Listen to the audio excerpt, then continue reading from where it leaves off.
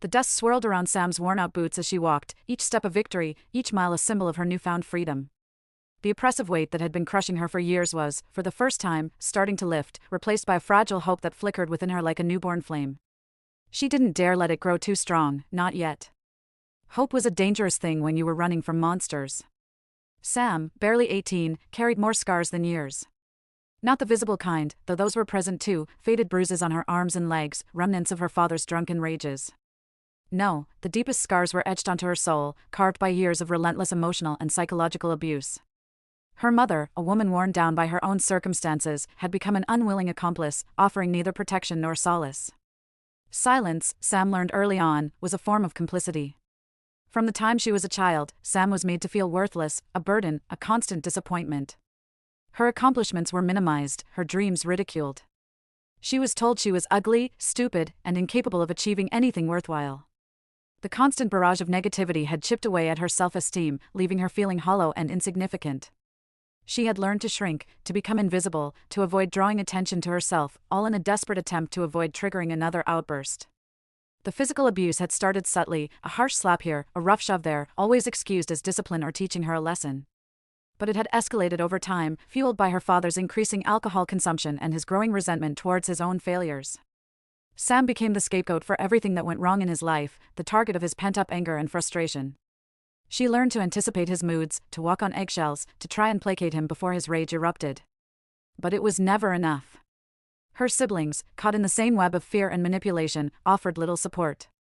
They were too busy trying to survive themselves, each one developing their own coping mechanisms.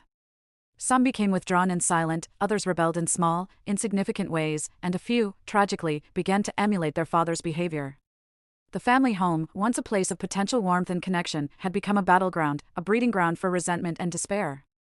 But the final straw, the event that had propelled Sam to finally take the desperate leap into the unknown, was the arranged marriage. Her father, drowning in debt and desperate for a solution, had brokered a deal with a wealthy, repulsive man old enough to be her grandfather. Silas Thorne was known throughout the small, rural community as a man of influence, but also as a man with a dark reputation. Whispers of cruelty and perversion followed him like shadows.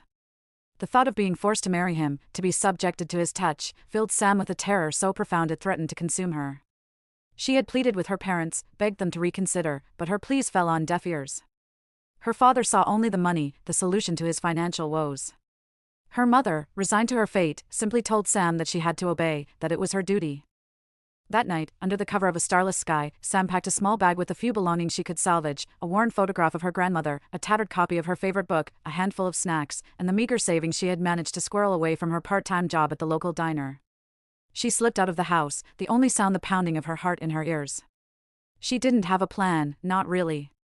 She just knew she had to escape, to put as much distance as possible between herself and the life that was suffocating her. She started walking, following the dirt road that led away from her town, away from her past.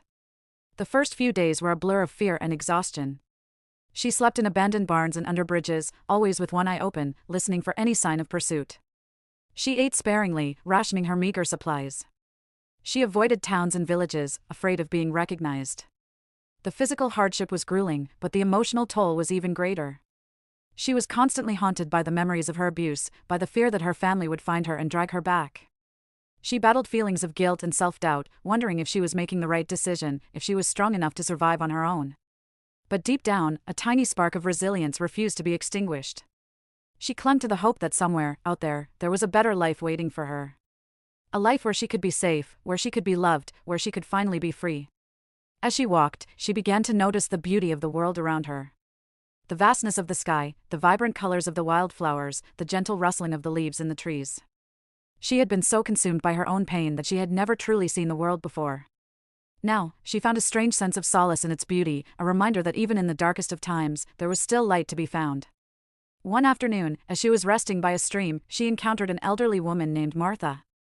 Martha lived alone in a small cabin in the woods, and she made her living by foraging for herbs and selling them at the local market. Martha saw the fear and exhaustion in Sam's eyes, but she also saw something else, a spark of determination, a flicker of hope.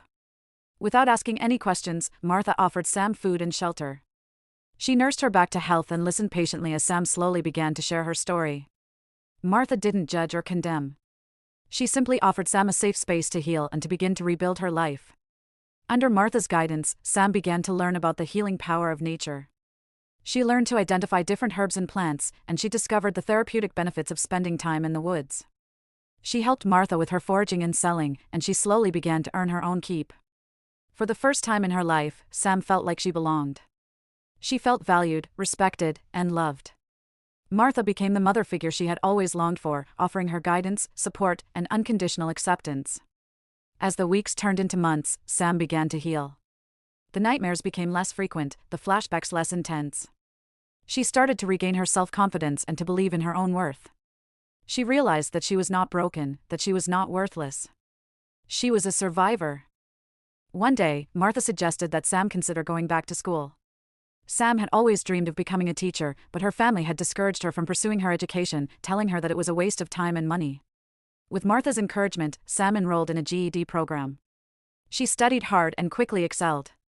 She discovered a passion for learning that she never knew she had.